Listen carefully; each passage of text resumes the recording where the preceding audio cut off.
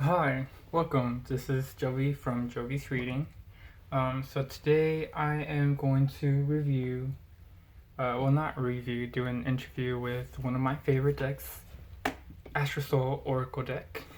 Um, so, what I'm gonna do is I'm going to first tell you my initial thoughts, my impressions, some cards that I look for or just kept popping up. So Stalker cards and then cards that impressed me. And then for the next section, what I'm gonna do is I'm gonna actually do a spread, a deck interview spread that I created myself. So if you're interested in seeing all that and seeing my opinions on this deck, just keep on watching. Thank you. Alright. So, let's get started with my initial thoughts and like impressions. Alright, so this deck.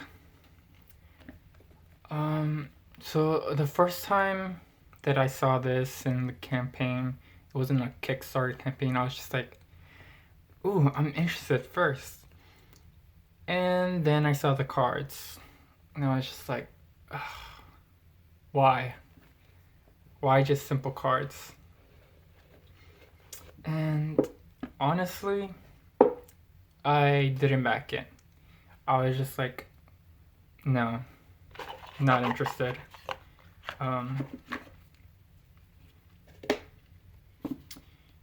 Yeah, so I wasn't impressed at first because, I mean, it's just simple artwork.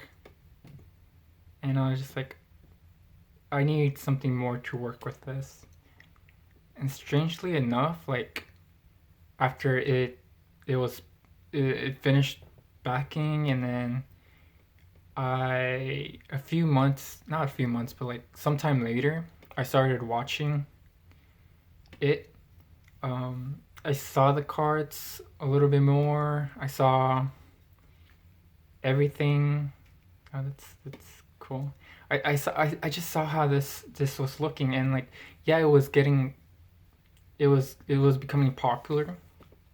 So I kind of was like, okay, maybe I'll give it like a second look. And then I don't know what, I just felt a need to literally pre-order this deck. Like something was telling me like, get this deck, get it, get it. You need to have this in your collection. I was just like, oh, fine, I'll get it. And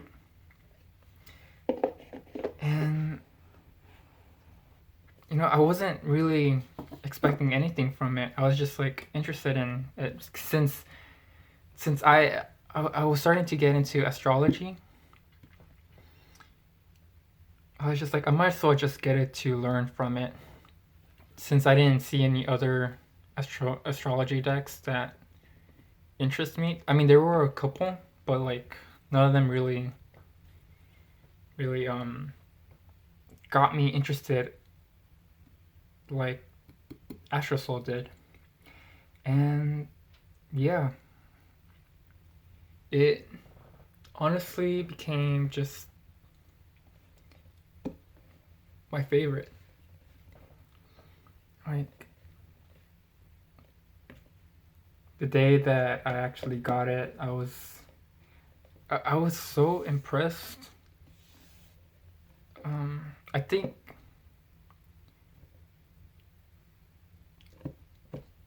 yeah, no. Sorry for me like stuttering. I'm not really that good with talking, but I'm working on it.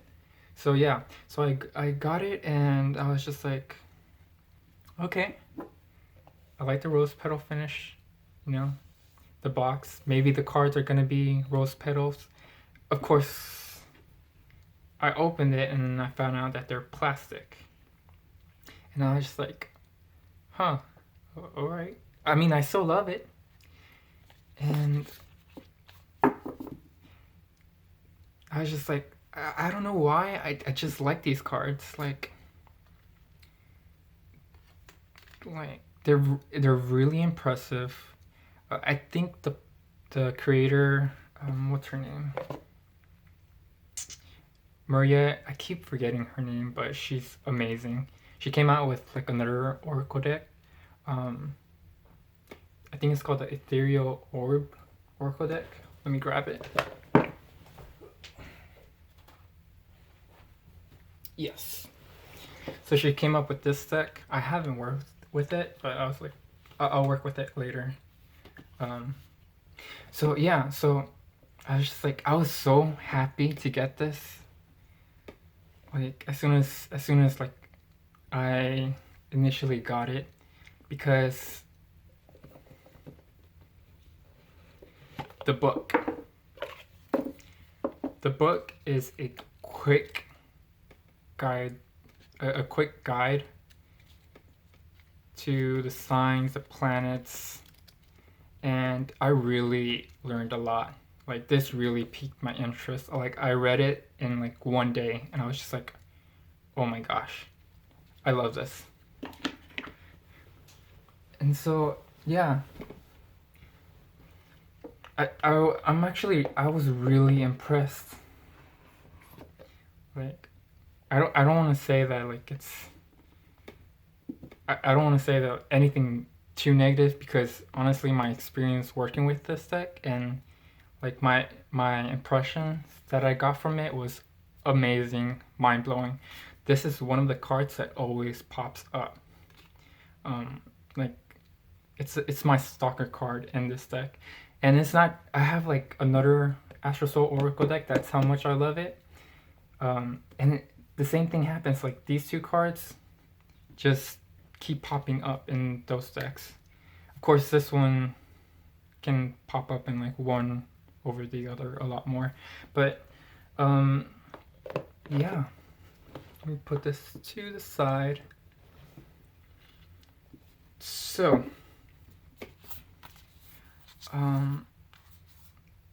it's just, this is a mind-blowing deck. Like honestly, this is another card that pops up. If you're feeling like getting this deck, just get it, because it's mind-blowing. Sorry for the wiggling camera. I mean, it's simple, it's easy to learn. I honestly cannot thank Maria J. Fajardo. I'm sorry if I'm butchering the last name, but amazing. She did an outstanding job with this. Like, I'm so impressed. Especially like I think it was like during the Corona virus that I received this, so it's a little bit like, is it gonna be a little bit delayed or like what's gonna happen? But like no, I got it in time and I was just like happy. I was so happy. But yeah, those are my initial thoughts on this deck. It's beautiful, gorgeous, lovely, informative. It really piqued my interest, and it really got me to get into astrology. Okay, so the next section is going to be the cards that I look for, and I will be back in just 1 second. Alright, so initially, I said initially, no. So what I was looking for this deck is like, to learn from this deck. I got like, so here's the thing with me. Sometimes I don't really know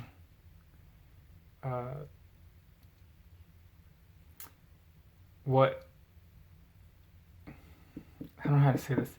Like I don't really know the categories in like each deck. Like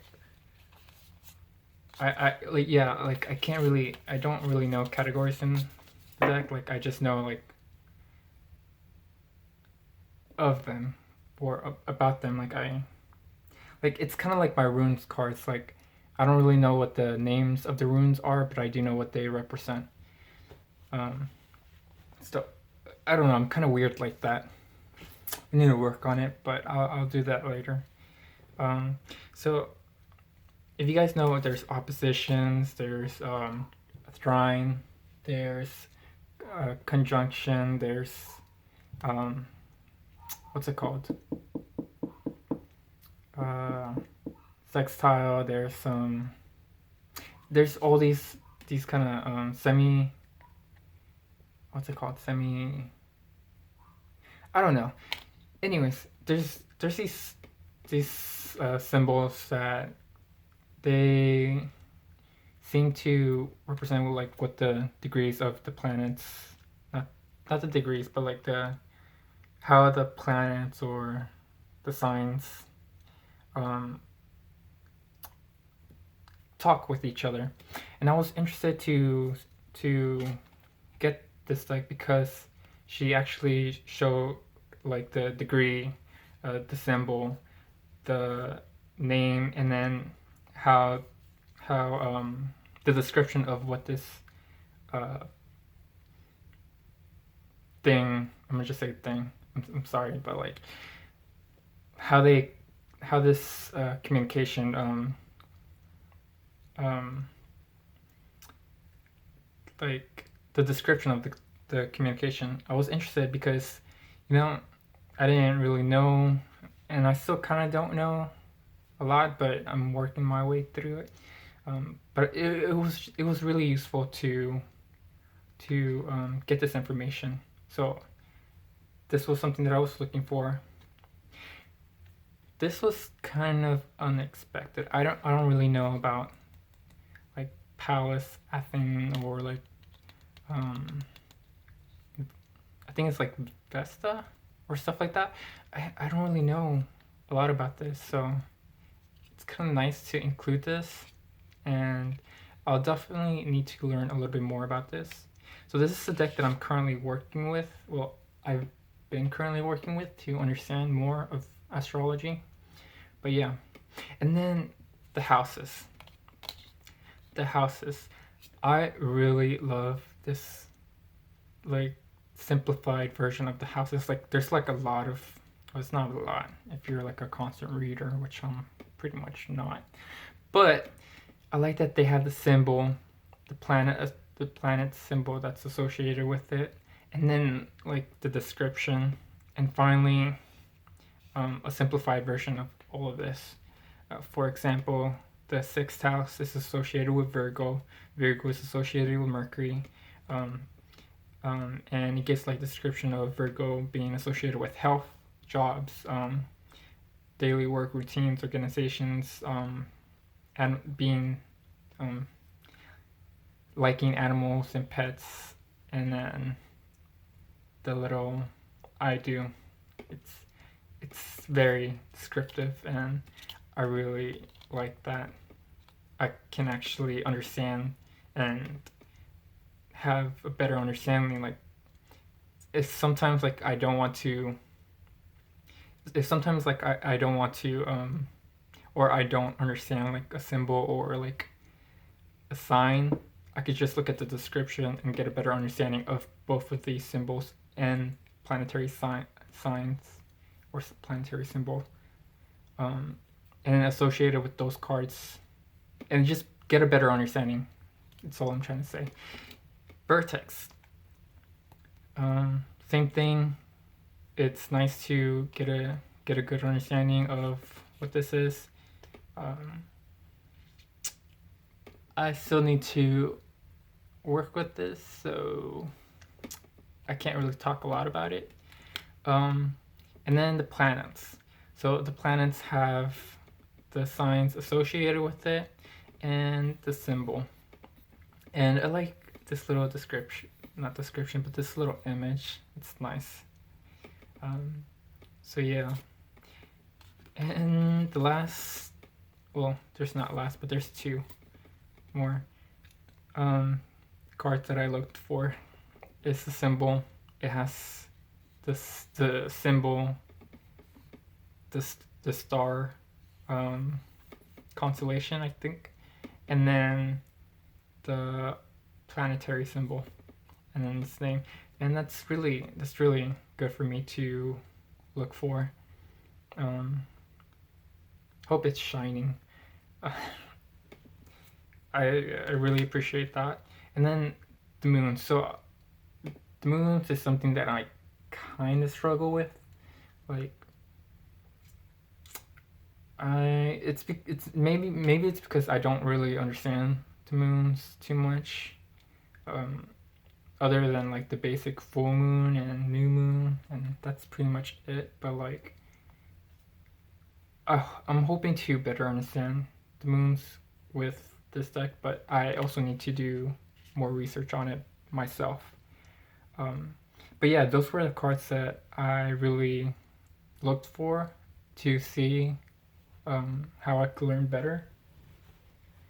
But yeah.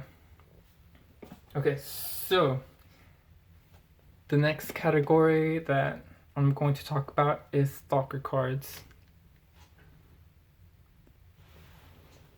Okay, so we got Stalker Cards. So for this particular deck, like, I'm just gonna go with a few Stalker Cards because I get like a lot of Stalker Cards. Not sure why, but I just do. So first Stalker card is Venus.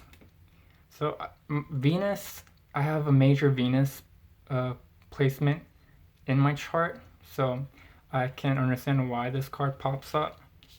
And like, it's always nice to get it to, like, after shuffling and then you finish shuffling and then you turn it around and then you see this card like a lot. It's just nice to get this confirmation. It's beautiful. I'm just gonna say that. Beautiful card. Next we have Void of Course. So this card pops up when, like, I'm literally not even thinking about any questions. I'm not trying to do anything. I'm just shuffling and just, I don't know. I'm not trying to do too much.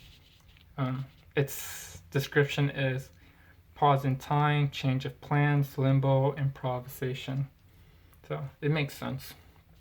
And finally, Stellium. So Stellium, it's interesting. I have a Stellium. It's usually an Aquarius. Inside Real Astrology, it's Aquarius and Capricorn.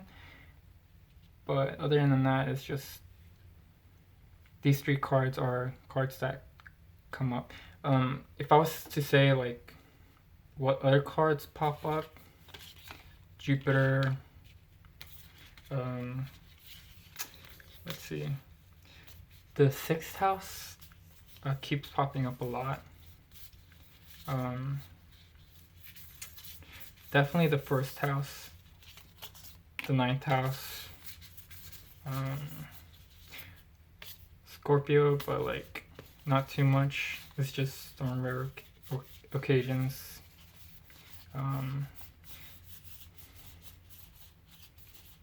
First house.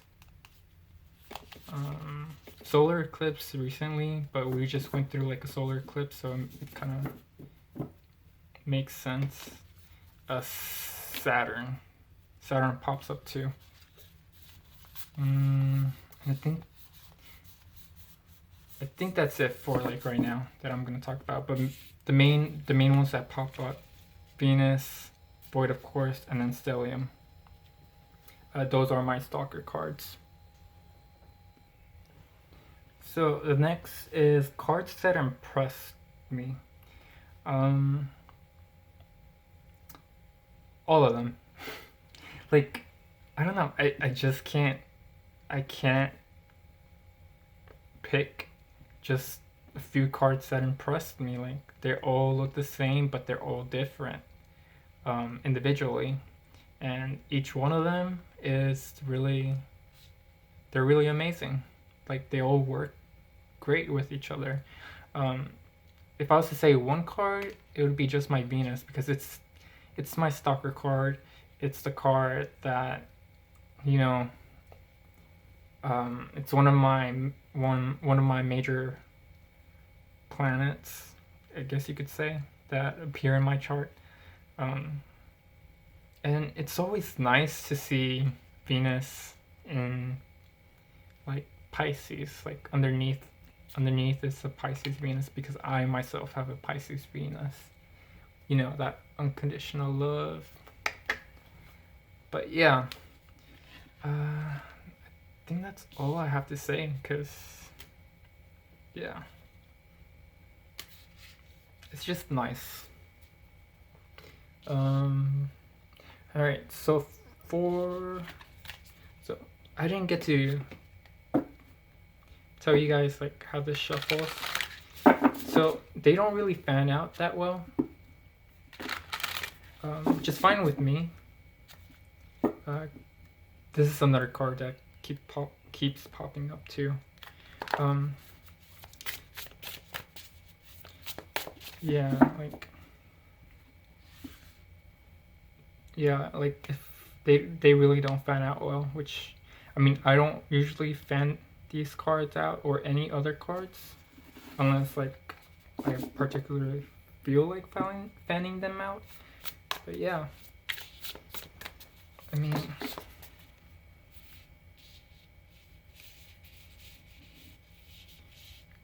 lunar eclipse, void of course, and then Venus. Yeah, so I definitely have two decks, obviously. So this deck, it's my shuffling deck, while this one is my study deck. So I have all the placements, all the signs, every planetary, everything just in order for me to learn. That's how much I love this Oracle deck. It's just fascinating.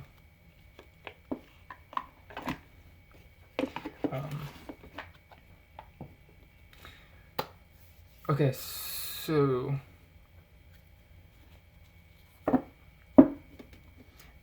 another thing that impressed me from these cards, I know I'm rambling, is that, I don't know if I said it, but I think it's like 80% reduced plastic.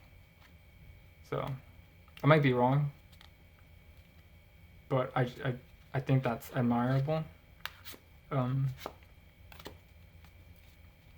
Just, it's either 80% reduced plastic or 80% reusable plastic. I'm not so sure, but I like that Maria wanted to put that as one of the focuses. But yeah, next I'm gonna go with the spreads. Alright, so this is my deck interview, something that I've been wanting to do for a while. So for this interview, I'll do with this deck. So I'm gonna be interacting with this deck. Its preferences, its dislikes, something about itself, its messages, its connection, and then love, how it feels about doing readings for love, work, physical, and spiritual. Alright, so preferences. Stellium, that's a good card. It shows that this this deck likes to work in groups.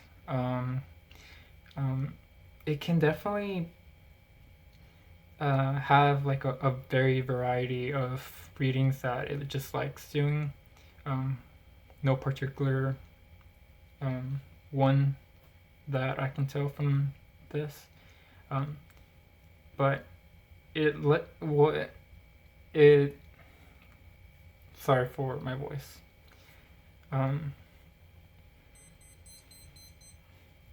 So basically it just likes working in groups, but it likes to be the main center.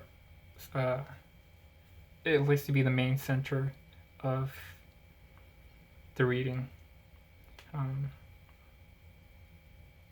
So yeah, that's its preference.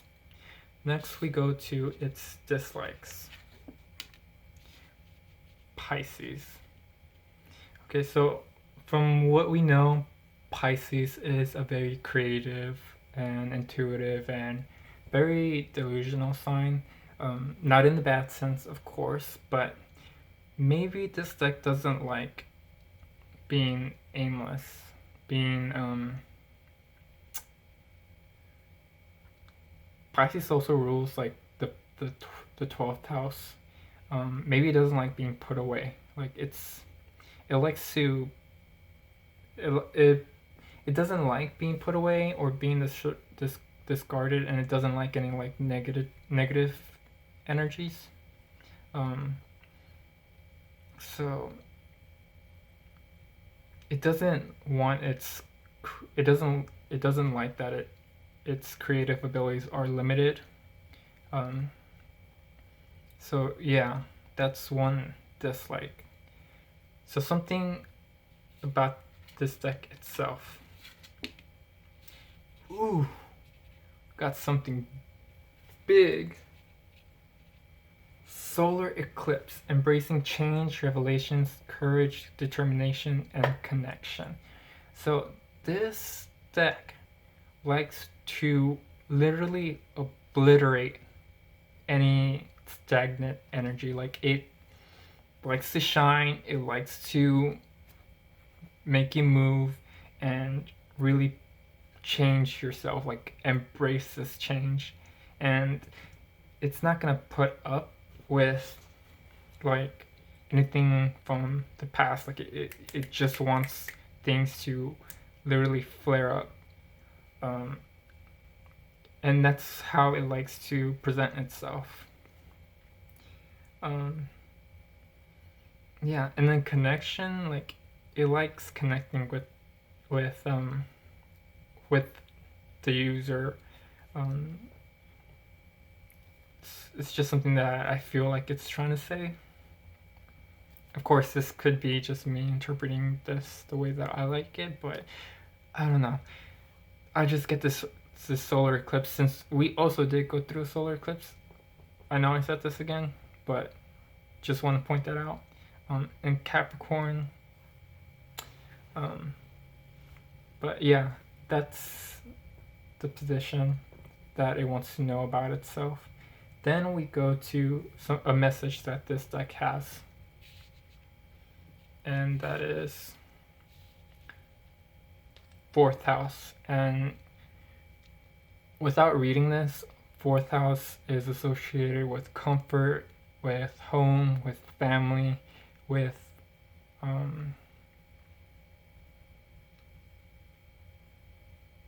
want to say past life, with intuition. Yeah.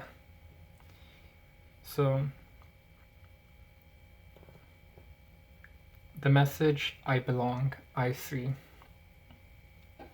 This is the house of origins. Here is where we see our home, bloodline, feeling of safety, comfort, mother figure, traditional and lifestyle.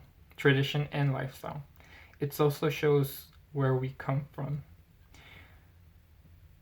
So, because this is my deck and I'm reading it in this position, this deck belongs to me. Like, this is a really rooted deck in my collection. Like, if anything was to happen, like if there was a fire, if there was some kind of like house disruption or anything, this is my go-to deck to grab. Like, especially since I have a Capricorn moon and this is the Cancer moon. We're two opposites, but we just merge well together. But yeah, like, this deck is not going anywhere in my collection, and it I feel comfortable with this deck. This deck feels comfortable with me. It's just nice. Like it's meant to be. Um, yeah, it's just nice. So let's talk about like our connection. Um, my connection with the deck's connection with me. All right. Ooh, Jupiter. So, what I like about what I know about this particular card. Um, so Jupiter is about expansion. It's reward. It's like putting things in a bigger proportion, like making things grander, um, and receiving like your reward for it. Um, so the connection, I feel that like this connection is like right now it's kind of like it's just it's kind of like in its beginner stage, but as time goes on it'll get greater and greater and greater. um, and I feel with the eye the intuition's getting stronger. I'm understanding a wider perspective from this deck, and it's just with the Sagittarius it's like a really uh, positive sign to receive from this deck. Um, so, next we're gonna go with how this deck feels about love readings. Scorpio. Okay, so how this deck feels about love readings in Scorpio. So, this deck is really passionate. It likes to talk. Uh, well, I'm just gonna say talk because for me, decks talk. They communicate, and I'm just gonna read it as that. So, the way that it talks, it tells you where the passion is. It can tell you like, it can be very precise and like how someone's feeling emotionally. Um, I'm not just going to say the positive side because on the negative side it can be too obsessive with love readings um, if it's not careful, and and it can definitely dramatically um, change like how you view someone in a relationship. So this is kind of like a very cautious like thread, like be cautious of what you ask in a love reading because it could either make it or break it, especially since Scorpio rules Pluto. But if you're trying to improve it, I say go for it when you're doing a love reading, when I'm doing a love reading, um, or just when I'm doing love readings with this deck in general. But yeah, that's how it feels about love readings. The next is work. Ooh, you guys know that Capricorn is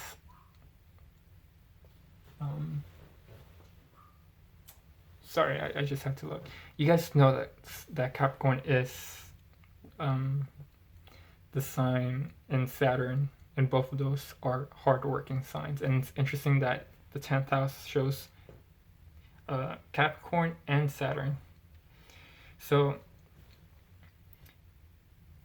this is for work. It's a really great like it provides great feedback. Like it tells you how you can position yourself into a higher status. Um, just if I want to do a work reading, it's gonna tell you like just everything that you need to know to improve your um, your work position. Um, so it says, this is the house of fulfillment and social status. Here's where we see structures, corporations, tradition, ambition, public image, and fame, discipline, achievement, recognition, rules, and father figures. This is also associated with power and authority, as well as the people who exert themselves. I achieve. So yeah, if I want to do a work reading, or you want a work reading with this deck, like, this is gonna set you up and it's gonna propel you further. But yeah. So next is how it feels about physical. So physical, it's like maybe you're kind of feeling sluggish, or like you want to up your energy, or maybe there's something in your body that just doesn't feel right, and you kind of want like something to work with. I'm not so sure, but let's see. So Trine. Let me just put this right here so we can make space. Alright, so Trine. From what I could understand from previous research, Trine is more like working with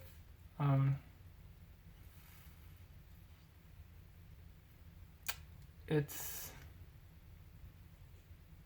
just working with something, like putting in the work.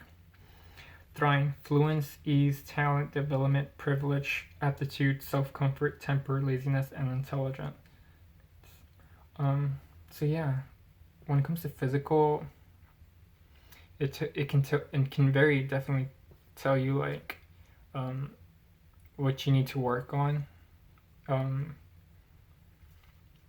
or what you should probably back off from.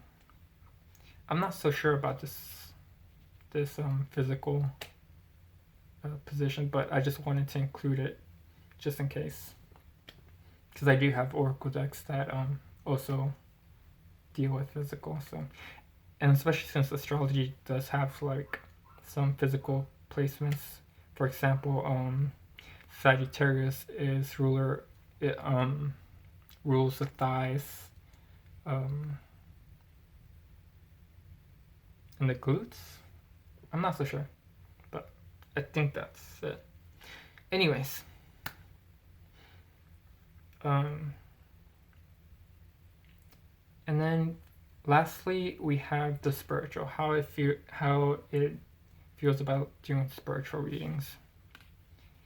And we got Sacred Union. So Sacred Union is really positive. It what's it called? It's what other astrologers have said from Juno, is that it's being, actually no, I'm thinking about sextile for some reason. Juno, Sacred Union, it can connect you with God, with your spirituality, with spirit, basically. So it's very broad, and it can bring you closer to your higher self. I'm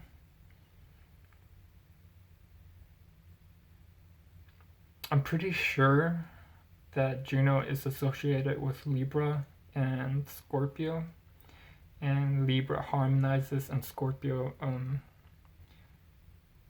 penetrates deeper into a relationship, and they both kind of like try to have a good balance when they're in Juno. I might be wrong, okay, because I'm just learning what this is, but it's what I can understand. So something that I noticed is that we have 2 Pisces placements for its dislikes and its connection. So something that I probably need to work with, like blending my my spirituality and my connection with the spirituality. Yeah. So I do have another reading, and it's reading style. So the reading style is how it likes to read. Like, this was how it feels about readings dealing with personal matters, but this card is basically how it likes to be read. And that is Mercury. Okay, so the reading style for this, we know that Mercury and Gemini, it's associated with variety. Well, Gemini is associated with variety, and it's a great communicator. Virgo likes to be detailed in their work, and yeah, they're great at the jobs that they do and the services that they provide. So the reading style, it literally communicates effectiveness. It can be used as like an understanding of any placement, if that makes sense. But yeah, this is all like this is really like amazing.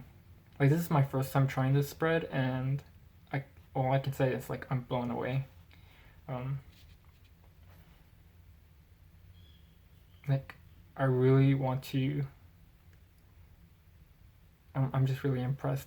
So I am gonna look at the shadow card, because all this is positive, but we still have to be realistic and understand the negative. And that's Taurus. Taurus is ruler of Venus. So something negative that that needs to be overcome is possessiveness. Is this kind of idealized of beauty.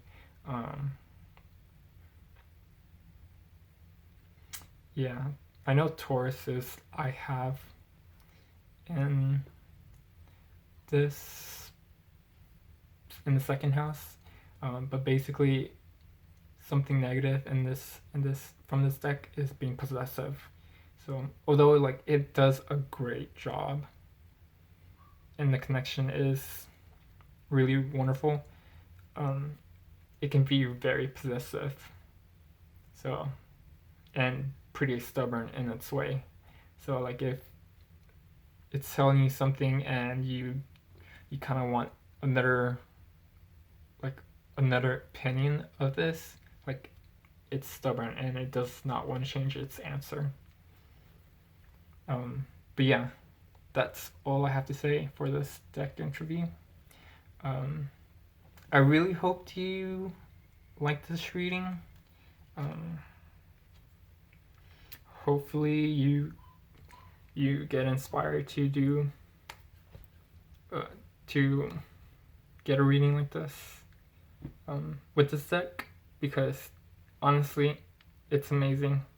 Can't talk great about it. Like, and I am interested in the ethereal orbs. I haven't really gotten into it. I haven't read the book or the PDF that was given, but hopefully I'll get into it in the future. I can't say near future because I don't know if I'll be working it with the near future. I am going to be interested in seeing how it works with the Astrosoul. But if you are interested in the reading, please go to my Instagram at Jovi's Readings. I do single, double, and triple questions. I also do health. Of course, ask your doctor. Always look for your doctor's opinion. I do other types of spreads if you're interested. So go to my Instagram if you're interested in a spread, or like if you have a question or anything, or you could send me a message on jovi.lang.tarot@gmail.com. But that is my deck interview spread. I hope you guys enjoyed it, and I will see you in the next video, okay? Take care, and goodbye.